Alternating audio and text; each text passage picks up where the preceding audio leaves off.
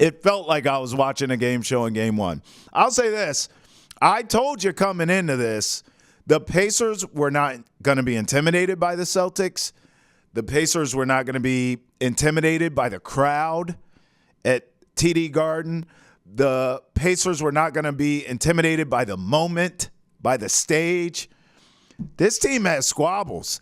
Now, do they turn the ball over too much? Yes. Are they young and inexperienced? Do you see that late game, big moments? Yes. They fumbled game one. The Pacers should have won game one. They choked that away. But this is why I predicted Celtics in 6.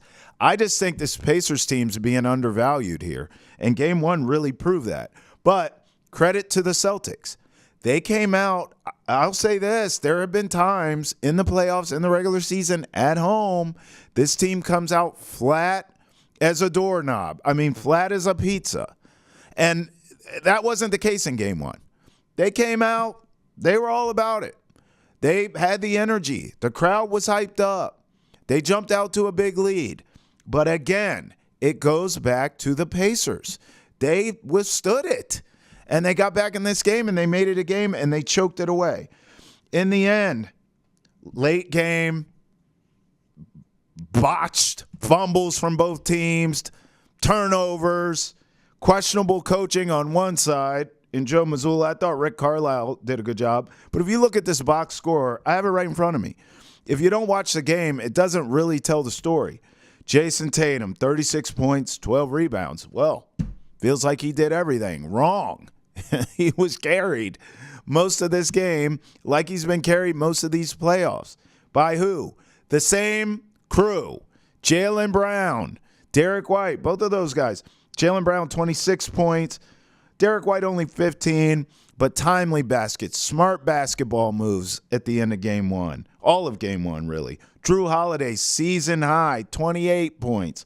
Again, clutch moments, champion, been here before. Locked down on defense when he needed to. Tyrese Halliburton at the end of that game seemed like he was afraid of Drew Holiday. It was like he was seeing ghosts. He would look up, see Drew Holiday in the defensive stance, see that eye of the tiger in the guy, and dribble right off of his damn foot. Several times, actually. Al Horford, a lot of big buckets in this game. I mean, so yes, you look at the numbers and you say, well, you have to defend Jayson Tatum. Why is the media so hard on Jayson Tatum? Just watch the game. Down the stretch, fourth quarter, he was atrocious. Atrocious. Now, he hit some timely shots, some clutch shots in overtime to put it away and to pull away. But how about the end of regulation? Wide open three. Brick. Okay. On another shot, he gets a rebound. Late, time running out. Just go up. You have a contested layup at worst. At best, it's probably an and one. You're probably going to make that shot, get fouled, go to the line, tie the game up. You're down 3. What does he do? He runs back to the free throw line to shoot another damn fadeaway jumper. If I see another Jayson Tatum fadeaway step back jumper again in my life, it'll be too soon. I don't, for the life of me, understand why this guy shies away from as much contact as he does. I don't get it. He should live on the free throw line. I mean, they are called free throws. They are free. Get to the charity stripe and knock those down. How many points would he actually average if he did that? He settles for jumpers way too damn much. Threes, long twos, step backs, fadeaways. Bro, you know who's taking it to the cup? Jaylen Brown. He shot 1 3 the whole game, and it was the most clutch 3 you're ever going to see. And it was ugly, too, but who cares? It went in. So for that, it was beautiful. But he's going to the cup the whole game. Drew Holiday's going to the cup. I just don't – it drives me crazy with Jayson Tatum, and it's a constant. And you know what you need in that case? Because he obviously has a skill set to go to the basket. He shies away from contact. You need a coach that's going to challenge you. Hey, JT, shot's not falling. Go to the cup. Look for contact. Try to initiate contact. Joe Mazzulla's not going to do it. I just can't take it. In the end, and you know it, and I know it, it's going to come down to Jayson Tatum, though. And you're going to need more from him, not so much in the box score. Stop living in that. It drives me nuts when the defenders, and I've defended Jayson Tatum for other reasons. I actually defended Jayson Tatum when the scoring numbers weren't there. Going back to the Heat series and early in the Cavs series, I said, look, he's still helping you win in other ways. You could see that. I'm more about what I can see with this guy. But in the end, now the scoring is there, but when you watch the games, it's a lot of empty calories. It's not filling. Jayson Tatum's not giving you stuff that's sticking to your ribs. He's not owning the moments. Jaylen Brown is. Al Horford is. Derek White is. Drew Holiday is. It's getting to the point where it's like, is it just not, this isn't who he is. Maybe we've had it wrong the whole time.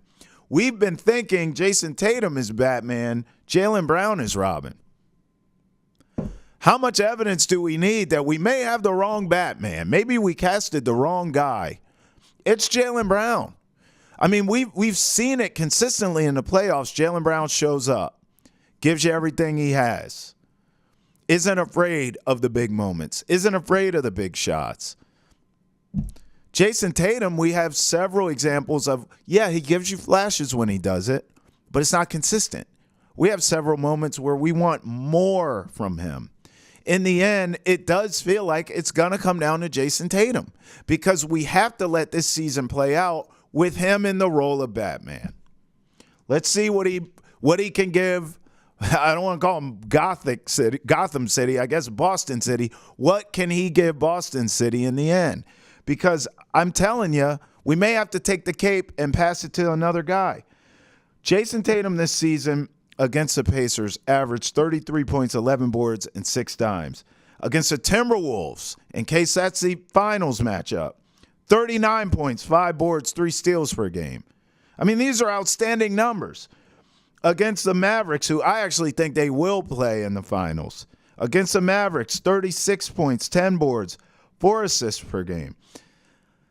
You got to have them. You cannot, at this point, have Jayson Tatum disappearing late game, big moments. Now, he did, again, in overtime, he did hit some clutch shots. I'm not going to take that away from him. But you could have ended this game in regulation and never saw overtime. There's no excuses. You had so many great looks. The 3 to tie it. The one right under the basket was a gimme, and you ran back to the free throw line and then decided, fade away, and you missed that too. I mean, at some point, we have to start having these tough conversations. After the game, Jaylen Brown said, when asked what happened in overtime, what was for the reason of winning and pulling away in this game, and he said, well, JT woke up. Yeah. You know, I thought at the time when I heard it, I went, ooh, it's a little soon, huh? Taking a little shot there, but he's absolutely right. And I think he took the shot there because he's sick of it.